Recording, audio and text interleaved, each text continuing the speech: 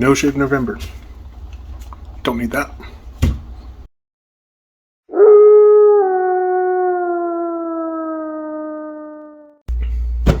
Alright, personal rifle. Going to be fitting a Strike Industries EMG slim grip. Pairing it with this slim motor, EMG's line, which I suspect is just Aries. But we'll see.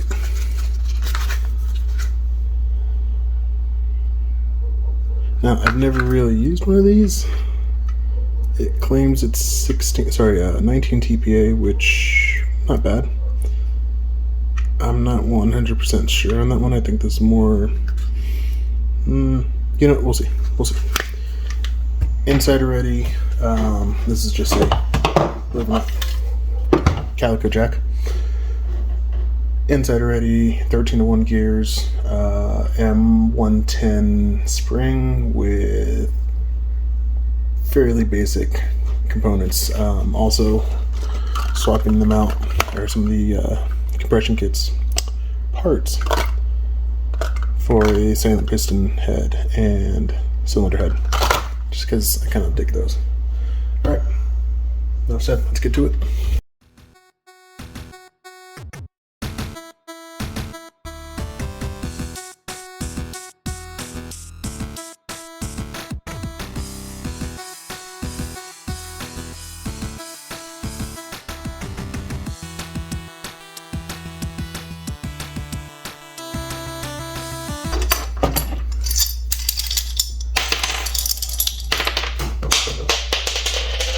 Whoops.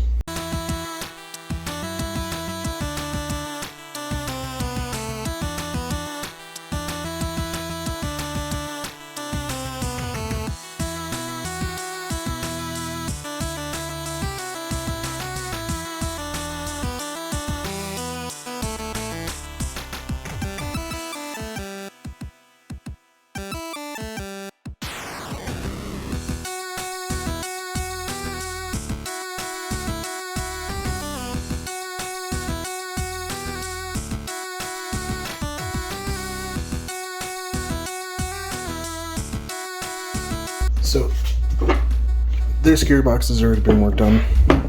Like I said, already put in 13-to-1s. Standard from Double Eagle is 18-to-1 with a Titan clone. Anyways, not too worried about shimming. The only thing I'm going to double check is just placement of the pinion and the bevel pinion. And just make sure everything lines up nicely so I don't hear that horrible screech. Yeah, we'll just swap that out, relube it, and put it all back together. Quick and easy.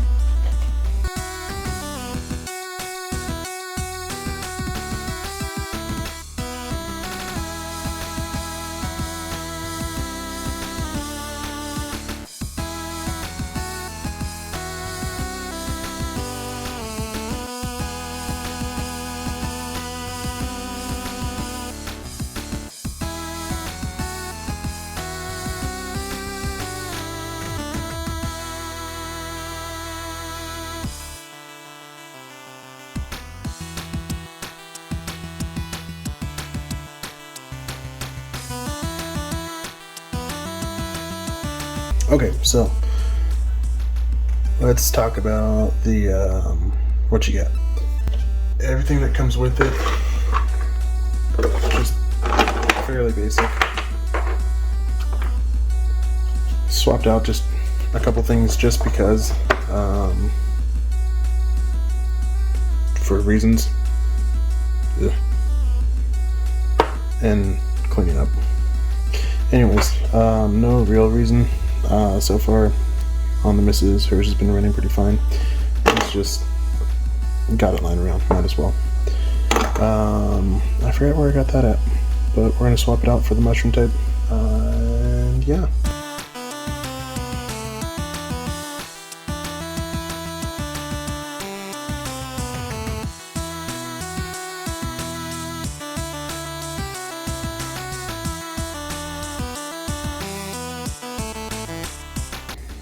So right there we can see we're going to have a fitment issue. I'm going to have to shave a little more off. It's okay. But we'll go ahead and do that. So here's the thing. If it's for a customer or for a loved one, I'm going to take the actual effort, make this look nice and pretty, and, you know, no complaints. If it's for me, I'm going the down and dirty method. So I just need to take a few chunks out of the edges right here so that it sits flush against the bearings.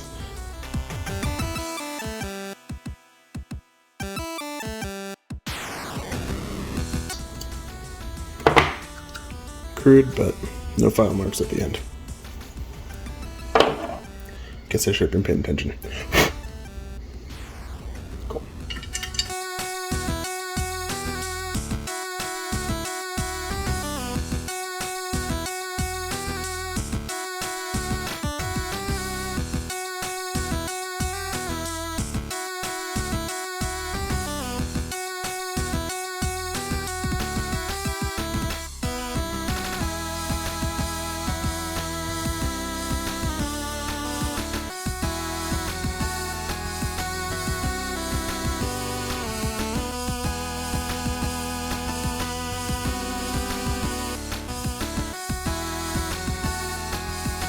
Okay, so that is way too tight past the point I'm willing to try it. So let's see what we got.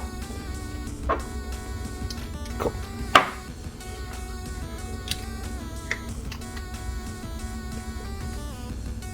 There we go.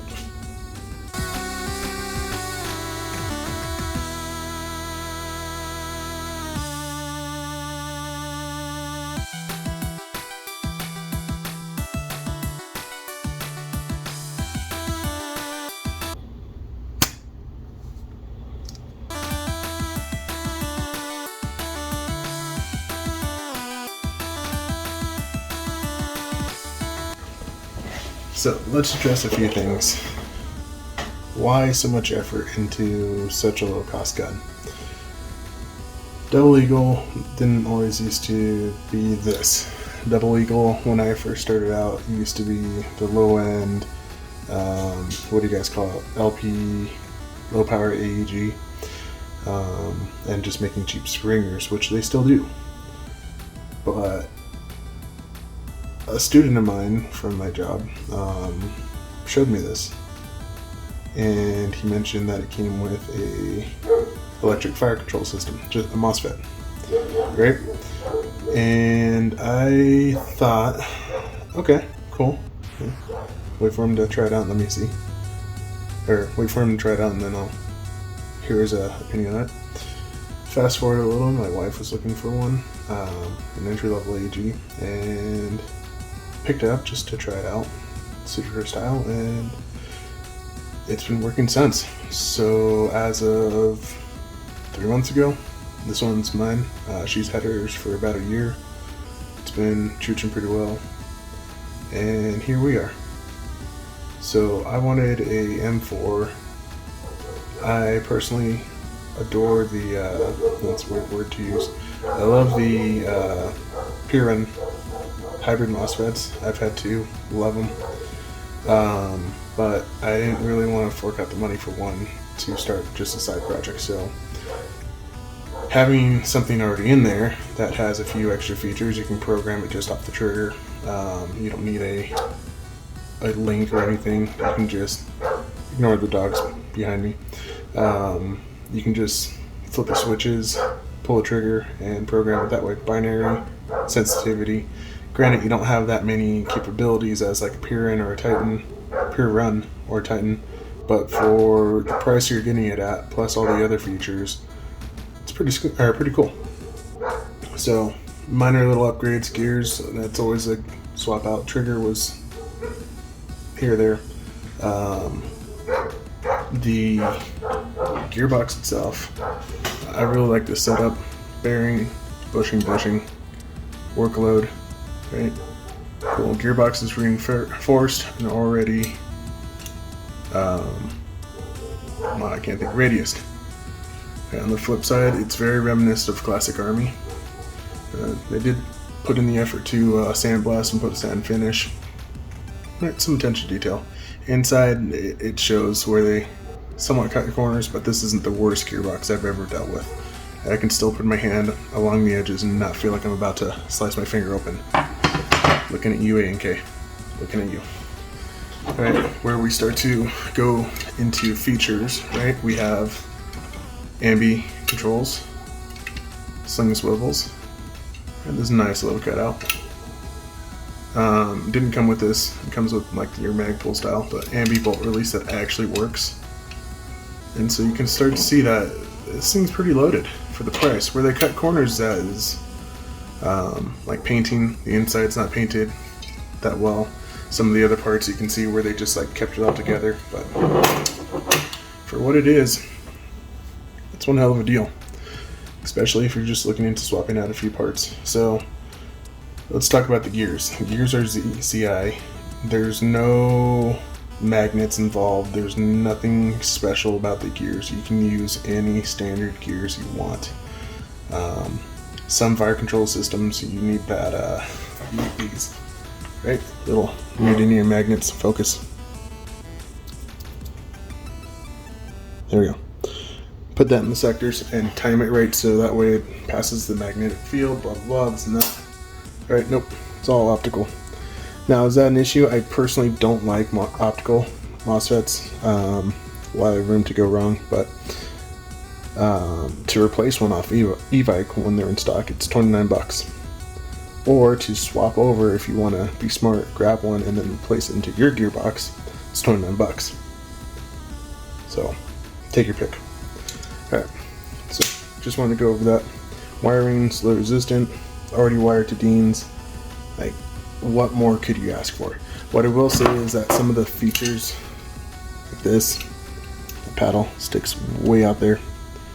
Right, some of the fit and finish is just, you can tell how much extra give they gave, right? But overall, it's still a sturdy AEG, and it's still something I'd take over many other brands. I really do stand by. You get a lot of bang for your buck, especially quick change, ball bearing, spring it. Right, that is something that my VFC MCX didn't even come with. It wasn't even an option. So, just things to consider, things to think about. All together, what, $9, 14, 10, 15, junkyard part. Not too bad. Alright, so I'm gonna go ahead and button her up, and then we'll take a few test shots.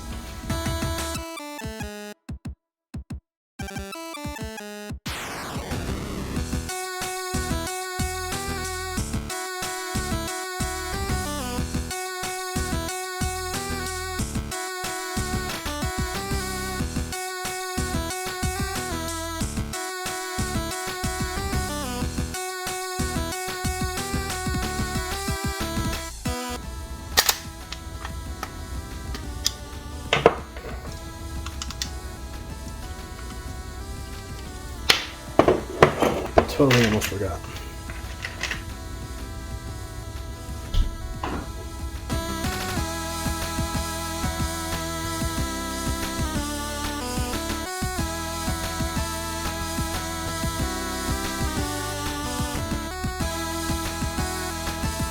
I also want to point out too that a lot of thought has gone into this.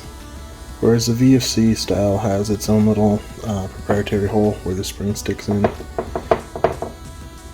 And it's kind of a pain to get this going. The way they went about this, a little bit on the lazy side, I'll give them, because it takes away your physical safety, but the way everything's kind of calibrated from factory, not having a safety, not having a physical safety to where nothing physically blocks the trigger, it does kind of bug me in a way, because firearm safety, it's just something there, you know. And I get it. It's electronic. There's nothing hitting the sensor or pushing the sensor, setting off the sensor, sorry, to tell it to fire. But still, you know. That being said, though, whereas a VFC, when you're going to put in a MOSFET or something, you kind of got to worry about that little hole in this thing scratching the microchip, or at least you should be worried about that. The way they go about it is they utilize that empty space now The spring tension's not all that bad. You don't really have to cock it. Just kind of got to work with it. Cool. Let's get the rest in.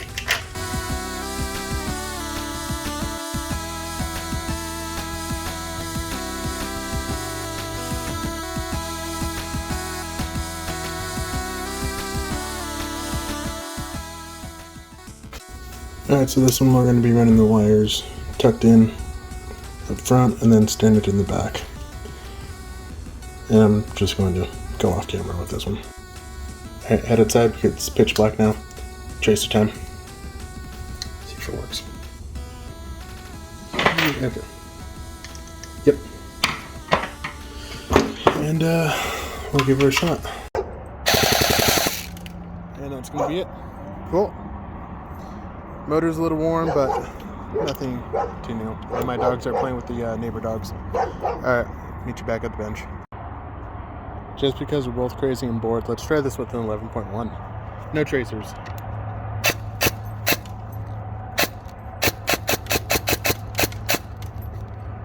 Different mag too. Okay, so I won't lie. The time frame of this one has pushed a little further than I like to. It's like 3 weeks since I initially did this. Life got a little crazy, but here we are. So I'm pretty sure I've rolled in some shooting footage of this already. Hop up. We are rocking standard hop up, the stock hop up. What I have noticed is the OEM nozzle is a little shorter than a traditional M4 nozzle, so there's a little bit of variance in there. But that being said, putting in a, what was it, HSH nozzle or rocket nozzle, they're kind of the same to me. One of these. Putting one of those in seemed to balance everything out, so the hop up freely adjusts with multiple magazines. What I've noticed with both mine and the missus is that the initial hop up kind of was a little finicky, so it was a little mag picky. It liked the OEM mag that came with this, but sorted those both out. She is rocking a, can't remember, Crytek or VFC? I want to say VFC. No, that's Crytek. She has a Crytek hop up unit in there, and that's working pretty well too.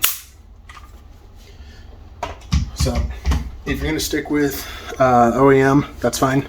Got no issue with that. I'm not telling you not to. Just know that mags are a little finicky as far as perfect fitment. The OEM mag, where is it? A little bit longer. And I don't know, it feels like they sit a little differently, but they still work. And that's just my little takeaway from that.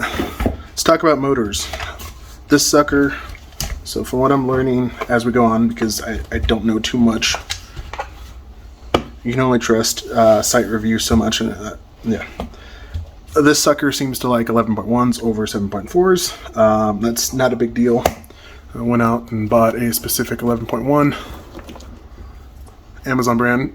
It's a 20 milliamp right in stock, no biggie. But it prefers to run off that a lot smoother than the 7.1. Sorry, 7.4. And that happens, you know. I found that these rockets, they do really well on the 7.4. That PKM video that I have up on the Instagram page, that's rocking a 7.4 with a rocket motor. King Arms, I noticed that they like 11.1s. I don't know too much on the ZCI yet. I haven't really messed with these yet, but we're going to be playing with that later on. And then I'm still kind of messing around with ETUs and whatnot. One thing I know though is that I've been messing with these a lot. So that's coming down the pipeline, along with some other upgrades as well to different rifles. So as far as it goes, well, my overall takeaway from this one is for entry fee of, I think I got this on sale for like $230, $220. Because they're not map protected, so keep that in mind whenever there's discounts going on. Jump on them. For what you get, the ETU, the fact that the gears are not proprietary, you can use whatever you want. Trigger is standard age. Everything's standard, right? It's just a copy of the Titan without all the issues. Yeah, I said it. Have fun, right? Find whatever gun you like externally and then just make it yours internally to where you want it to be. Alright, that's going to wrap up this video. Not much else to say. Catch you on the next one.